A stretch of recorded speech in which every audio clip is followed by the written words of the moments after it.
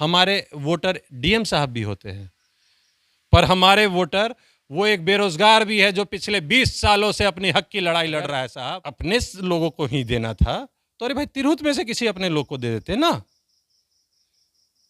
आपको विश्वास क्यों नहीं है? आज सीतामढ़ी ने आपको चारों बार आपको सीतामढ़ी ने लीड दिया है आपके एमएलसी में। आप सीतामढ़ी से किसी को चुन लेते साहब। से थोपा हुआ तिरहुत नहीं लेगा। तिरहुत अपने बच्चे पे विश्वास करेगा और तिरहुत की जो बात करेगा, तिरहुत के ग्रेजुएट की जो बात करेगा, तिरहुत की जनता, तिरहुत की ग्रेजुएट उसके साथ रहेगी। नमस्कार, आप देखना शुरू कर चुके हैं सीतामढ़ी की आवाज़। मैं हूं आपके साथ आरएस कुमार। हमारे साथ इस फ्रेम में वो शख्सियत है, गठबंधन समर्थित राजद उम्मीदवार गोपी किशन जी हमारे साथ हैं। इस बार तिरहुत स्नातक जो निर्वाचन हो रहा है उसमें भागीदारी ले रहे हैं। राजद की आप तरफ से उम्मीदवारी आपने पेश की है। आप अक्सर लगातार जो सामाजिक जीवन है, आप अच्छा खासा जीवन जी रहे थे। राजनीति में आपके पिताजी रहे हैं, काफ़ी अच्छे, कई बार लालगंज से विधायक भी रहे हैं। आप इस पर क्यों मूड बना है कि भाई तिरहुत स्नातक चुनाव मुझे लड़ना है? वाजिब सवाल है आपका। मैं वित्त रहित शिक्षा प्रणाली में शिक्षक हूँ, अंग्रेज़ी पढ़ाता हूँ। बच्चों के साथ मेरा पठन पाठन का एक रिश्ता है, उनके साथ मेरा जीवनचर्या चल रहा था। अचानक बड़ा अच्छा कसक कहीं ना कहीं मन में थी कि जिस समुदाय से मतलब पठन पाठन के समुदाय का अर्थ किसी जाति विशेष या धर्म विशेष की नहीं मैं कह रहा था, मैं शिक्षण समुदाय की बात कर रहा था। उस जिस समुदाय से हम लोग आते हैं, संविधान में 6-7 राज्यों में ये अधिकार मिला एमएलसीज़ का, हमारा राज्य उनमें से एक है। मौका मिला हम लोगों को कि भाई एक ग्रेजुएट का नुमाइंदगी करेगा कोई, आपका एक अपना ग्रेजुएट एमएलसी होगा जो आपके समस्याओं का निराकरण करेगा, आपके समस्याओं का सुनवाई करेगा, सदन में आपकी बात रखेगा। बड़े छोटे थे, उस 2002 की बात है, बदलाव का दौर था। सुनने में बड़े अच्छे अच्छे वादे आते थे। सुनने में आया कि एक कोई अच्छा इंसान आने वाला है जो कहता है कि मैं अपनी सारी तनख्वाह अपने वोटर्स के बीच में तकसीम कर दूंगा, उनके काम के लिए तकसीम कर दूंगा। बड़ा जज्बा आया, सुन के अच्छा लगा। लोगों ने चुना, फिर धीरे धीरे दौर ऐसा बदला कि वही ढाक के 3 पात। आप लोग इस चीज़ को बड़े अच्छे से जानते हैं। आप लोग सीतामढ़ी से स्वयं है। खैर, पत्रकार की कोई क्षेत्र बंधन नहीं होता है, लेकिन आप लोग चूँकि मूल यहाँ के हैं और वैसे भी तिरहुत के सभी लोग जानते हैं कि आज क्या स्थिति है उस क्षेत्र में और कितने हद तक करप्शन है और कितने हद तक लोगों का एक पक्षीय बोलबाला है। तो लगा कि नहीं, बदलाव फिर आना चाहिए। एक समय था बदलाव आया, सब लोग हम लोग खुश हुए हैं, लेकिन फिर वो बदलाव जब स्थायी हो गया और स्टैग्नेंट हो जाता है जब कुछ, और सत्ता का नियम है, हम लोगों ने अपने सीनियर से सीखा है, सत्ता का स्थायित्व तो सत्ता को करप्ट करता है। 4 टर्म, आप समझ रहे हैं, वो एक परमानेंट नौकरी के बराबर हो गया। ऐसा कहीं होता है क्या? जनता ने उनको किसी को भी चुन के उस कुर्सी पे बिठाया तो वो आपकी नौकरी नहीं है, वो आपकी सेवा है। सेवा में आप चीज़ों को फॉर ग्रांटेड नहीं ले सकते हैं। You will always have to be on your toes to serve your people. आप उनकी आवाज़ उठाते रहेंगे सदन में, आप उनकी बात करते रहेंगे। ये नहीं हुआ तो अनायास ही सबका एक जोर रहा और खुद का मन में जोर रहा कि नहीं, कोई तो करेगा तो मैं क्यों नहीं। इसी जज्बे के साथ हमने अपने शैक्षणिक समूह को ये बात, अपना प्रस्ताव रखा। उन्होंने सहर्ष इस बात को स्वीकारा। इनफैक्ट उन्होंने ही ये प्रस्ताव रखा कि कोई लड़ाई लड़ने वाला चाहिए, तो मैंने सहर्ष इस लड़ाई को अपने कंधे लिया। मैंने इस बात को, चूँकि मैं शुरू से राष्ट्रीय जनता दल का कार्यकर्ता आज भी हूँ और पार्टी के हर छोटे बड़े काम में अपनी भूमिका निभाता आया हूँ। धरना प्रदर्शन हो या फिर किसी तरह का तकनीकी विश्लेषण हो या फिर किसी तरह का चुनावी समीकरण की संरचना के लिए ऑफिस वर्क हो, सब चीज़ जो हमारे कार्य क्षेत्र का था मैं करता आया। तो मैंने ये बात अपने आला कमान के पास भी अपने जो चैनल्स हैं अध्यक्ष महोदय हमारे हैं, जो हमारे संगठन का स्वरूप है, संगठन के स्वरूप के माध्यम से मैंने रखा।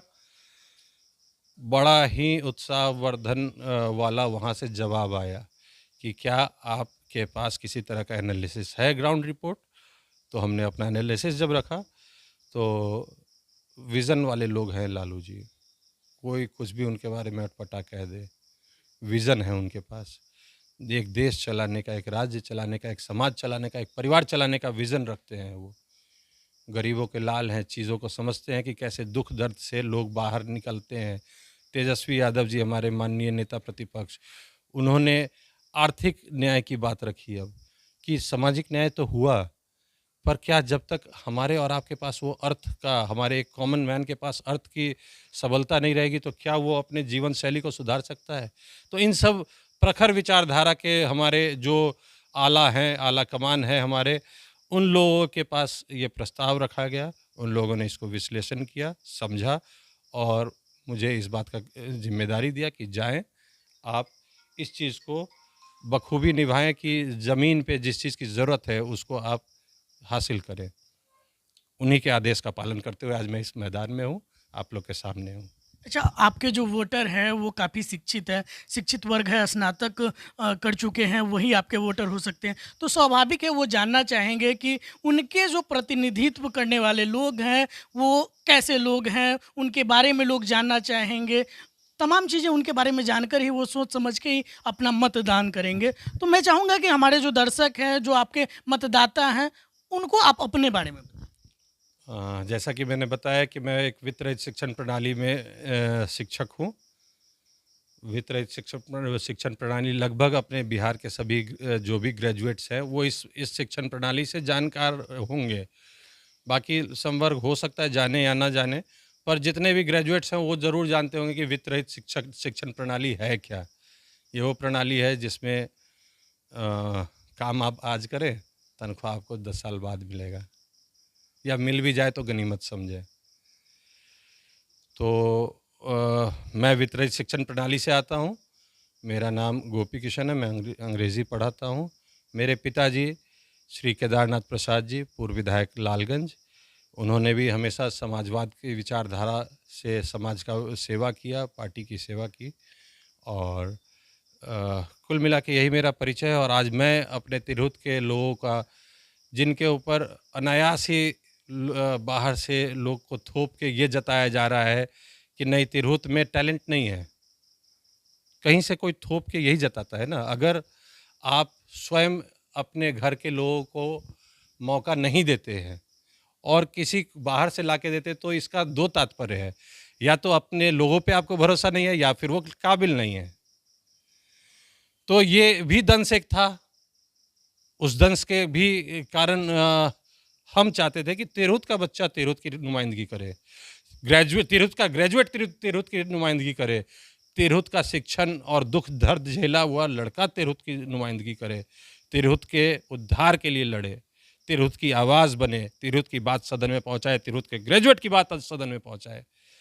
तो यही मेरा कुल परिचय है और बाकी परिचय तो काम से होता है और जनता के बीच में मैं हमेशा हर अपने काम से लगा रहा। ये मेरा निज परिचय था जो मैंने अभी आपको दिया। बाकी मैं जनता के बीच में हमेशा लगा रहता हूँ, पठन पाठन से जुड़ा हुआ रहता हूँ, कोशिश करता हूँ कि जन जन तक शिक्षा का प्रसार हो, सही चीज़ का प्रसार हो। अच्छा, जो बच्चे ग्रेजुएशन यहाँ से करते हैं, उनकी दंश को आप भी जानते हैं, पूरा बिहार जानता है। 3 साल का डिग्री 5 साल में होना, ये तमाम चीज़ें, उनका जो दंश है काफ़ी लंबे अरसों से है। अब इस बार तो उम्मीद करेंगे कि भाई ये तमाम शिक्षा प्रणाली में सुधार हो। बेशक यही होना चाहिए था। मैं आपको यही मतलब ढके शब्दों में यही बताना चाहता था कि जो ग्रेजुएट्स की बात करेगा, जो समाज की बात करेगा, जो शिक्षा की बात करेगा, अगर सही में शिक्षा की बात हुई रहती तो क्या एक बच्चा 3 साल का डिग्री 5 साल में कर रहा होता और उस पर कोई सवाल नहीं होता है, या सवाल होने से क्या होता है उसका कोई निराकरण नहीं होता। कैसे नींद आएगी जिसने मुझे वोट दिया है, जिसने मुझे वोट दिया है उसकी मैं लड़ाई नहीं लड़ूंगा तो कैसे नींद आएगी मुझे। और अगर मैं फिर भी सो रहा हूँ चैन से तो फिर मुझे उनके बारे में उपमा देने की ज़रूरत नहीं है। कैसे ही लोग हो सकते हैं जो लोगों का आशीर्वाद प्राप्त करने के बाद भी उनकी सेवा ना करें? कैसे ही लोग हो सकते हैं? मैं किसी भी तरह का उपमा नहीं दे रहा, पर 2-3 चीज़ें मेरे ज़हन में हमेशा आता है कि शायद आपने लोगों को देखा हो कि आप अपने टीम के साथ काम कर रहे थे, 4 टर्म आप रहे भी। आपने अपने टीम में भी किसी को मुनासिब नहीं समझा कि आप जगह दें। अरे भाई, तिरहुत में क्या आपकी टीम में कोई भी ऐसा उपयुक्त प्राणी नहीं था, जिसको आप नुमाइंदगी के लिए मौका दे सकते थे? 4 बार आपको लोगों ने जिताया, तिरहुत की जनता ने जिताया, आपके टीम ने जिताया, आप दूसरे किसी को नहीं देते, आप अपने टीम में से किसी को आगे प्रचारित करते, पर आप तो बाहर से ले आते हैं। क्या लग रहा है कि जदयू के द्वारा जो कैंडिडेट समर्थित दिया गया है वो सिर्फ तिरहुत पे थोपा गया है? अब मैं पार्टी विशेष की तो बात नहीं करता हूँ, हाँ, पर सांसद महोदय द्वारा ये ज़रूर थोपा गया है। मुझे ये बोलने में कोई गुरेज नहीं है। मौजूदा सांसद महोदय द्वारा ये कैंडिडेट थोपा गया है। ये बंदा तो आज तक कभी तिरहुत के ज़मीन पे इसका किसी तरह का कोई कार्य है? आप लोग तो जनता, आप लोग तो इस चीज़ को अच्छे से जानते हैं।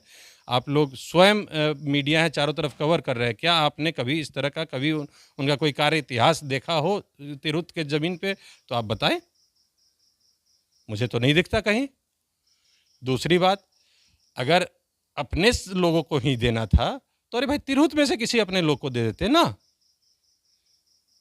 आपको विश्वास क्यों नहीं है? आज सीतामढ़ी ने आपको 4 बार आपको सीतामढ़ी ने लीड दिया है आपके एमएलसी में।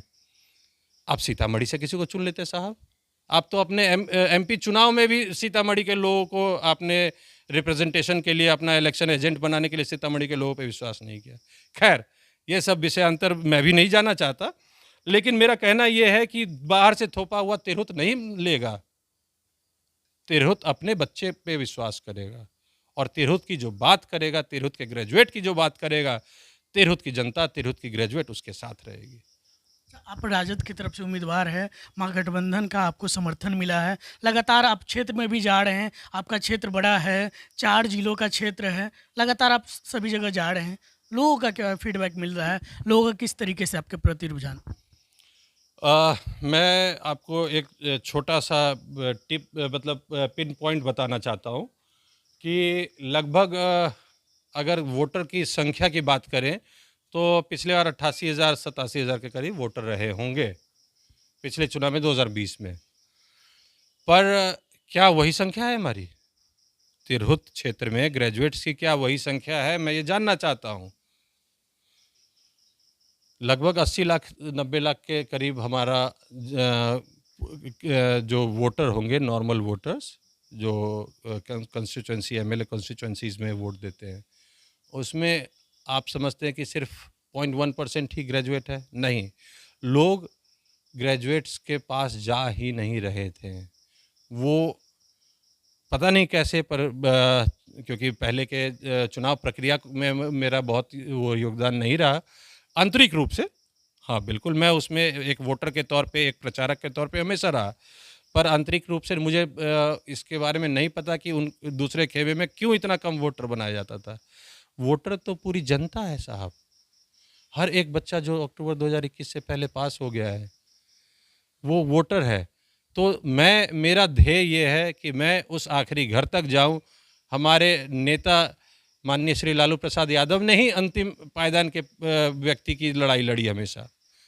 उन्हीं के सिपाही हैं हम लोग, उन्हीं की लड़ाई लड़ते हैं, उन्हीं के द्वारा बताया हुआ। तो आज आखिरी पायदान का जो बंदा है, जो कब का ग्रेजुएट हो चुका है, आज तक कभी वोटर नहीं बनाया गया, हम लोगों ने जन जागरण अभियान चलाया, वोटर जागरूकता अभियान चलाया, और आज तक उसी वोटर जागरूकता अभियान के क्रम में मैं सीतामढ़ी फिर से दोबारा आया हूँ और कई राउंड हो चुका है।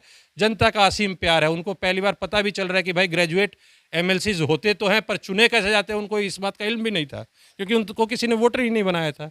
बहुत मजबूत समर्थन मिल रहा है, बहुत ही उत्साह है, बहुत ही लोगों में जज्बा है कि इस बार मैं भी वोटर बनूंगा, फर्स्ट टाइम वोटर बनूंगा मैं। और सब लोगों का भारी समर्थन है। प्रबुद्ध 24 विधायकों पर एक एमएलसी है, एक प्रबुद्ध संवर्ग का एमएलसी है, ग्रेजुएट्स का एमएलसी है, बहुत बड़ी बात है। तो प्रबुद्ध संवर्ग का एमएलसी हमारे वोटर डीएम साहब भी होते हैं, पर हमारे वोटर वो एक बेरोजगार भी है जो पिछले 20 सालों से अपनी हक की लड़ाई लड़ रहा है साहब।